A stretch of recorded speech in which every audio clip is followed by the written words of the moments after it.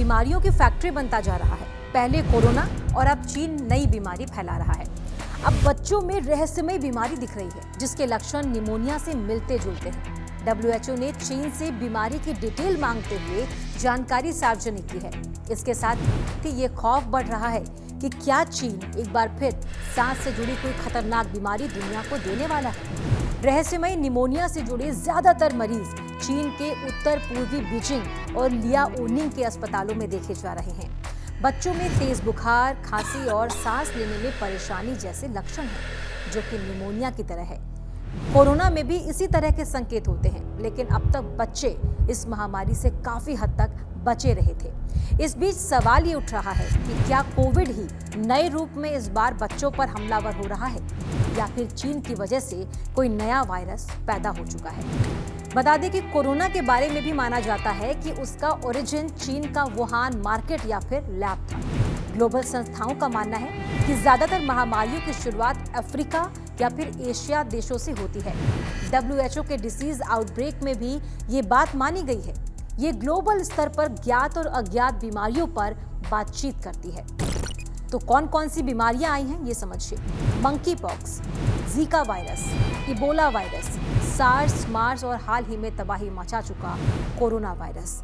इन सभी बीमारियों का ओरिजिन एशिया और अफ्रीका ही है। खासकर सांस से जुड़ी बीमारियों की शुरुआत चीन से ही कनेक्टेड दिखाई देती है।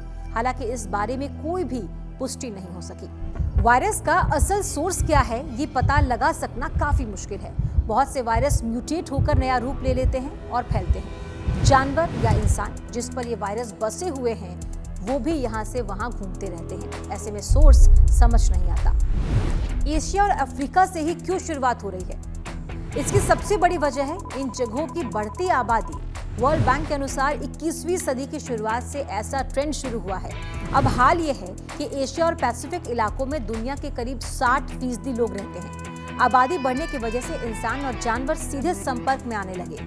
जंगली जानवरों में कई खतरनाक किस्म के वायरस होते हैं। जैसे चमगादड़ को ही ले लें तो उसमें 100 से ज्यादा बीमारी की किस्में किसी भी समय मिल जाएंगी। एक से दूसरे तक होते हुए ये वायरस इंसानों तक पहुंच जाते हैं। एनिमल मार्केट भी एक कारण है। चीन के बारे में कई रिपोर्ट्स आ चुकी हैं। वहां एक्सोटिक एनिमल्स का बाजार सजता है। वुहान मार्केट इसी श्रेणी का था जहां कथित तौर पर चमगादड़ों से लेकर सांप भी मिलते रहे। इनके कच्चे या अधपके मांस से खतरनाक बीमारियों का खतरा रहता है। कोरोना के पहले केस के बारे में कॉन्स्पिरेसी है कि बीमारी यहां से फैली। ऐसे फैल रही हैं जेनेटिक बीमारियां। एशियाई देश जैसे चीन, थाईलैंड और इंडोनेशिया में बाजारों में कई जानवरों को जिंदा बेचा जाता है।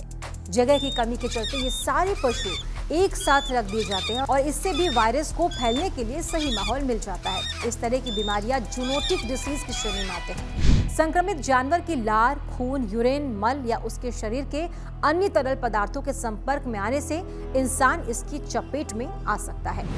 पशुओं से फैल चुकी है कितनी बीमारियां समझिए। कंस्पिरेसी के बावजूद कोविड के मामले में ज्यादातर देश मानते हैं कि ये चमगादड़ों से आई बीमारी है। इसी तरह से सार्स और मर्स भी जानवरों से आए हैं। यहाँ तक कि एड्स जैसी लाइलाज बीमारी भी संक्रमित चिंपैंजी से इंसानों तक पहुंची है। येलो फीवर भी साल 1901 में पशुओं से हम तक पहुंचा। इसके बाद से रेबीज, लाइम डिजीज जैसी लगभग 200 बीमारियां हैं जो संक्रमित पशु पक्षियों से इंसानों तक आई हैं।